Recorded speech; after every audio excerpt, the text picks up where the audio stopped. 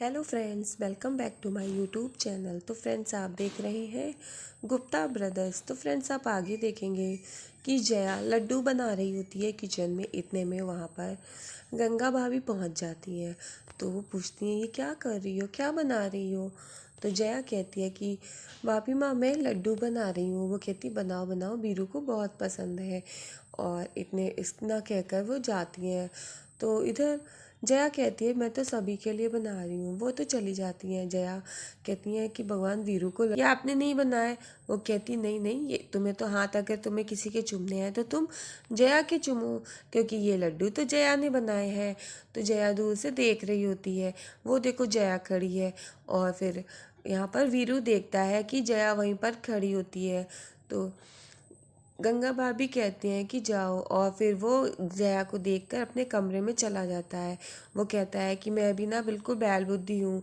इतने में जया आ जाती, दरवाज़ा बंद कर लेती और आती है, कहती है कि आप भी ना, आपको कितनी जल्दी गुस्सा आ जाता है, आप भी ना बिल्कुल बैल बुद्धि हैं। तो वीरू कहता है कि हाँ, मुझे पता है कि मैं बैल बुद्धि हूँ और तुम इसीलिए मुझसे परेशान रहती हो। तो वीरू कहता है कि हाँ हाँ, मैं बैल बुद्धि हूँ। तो जया कहती है कि नहीं नहीं, मेरा कहने का मतलब वो नहीं था, मैं तो यूं ही बोल रही थी। तो वीरू कहता है कि हाँ, मुझे पता है कि मैं बैल बुद्धि हूँ। तुमने मुझसे शादी की, तुम्हारी ज़िंदगी बर्बाद हो गई, लेकिन मैं तुम्हारी ज़िंदगी बर्बाद नहीं होने दूंगा। और तुम सोचती होगी कि तुम्हारी शादी बैल बुद्धि से हो गई है, और मैं ऐसा नहीं होने दूंगा। तुम्हें बिल्कुल अपने इस रिश्ते से आज़ाद कर दूंगा। मुझे पता है कि मुझे क्या करना है। और फिर वीरू कहता है कि जया से कि मैं तुम्हें इस शादी से आज़ाद कर दूंगा, तुम परेशान मत हो बिल्कुल भी। और फिर वो कहता है कि तुम जाओ।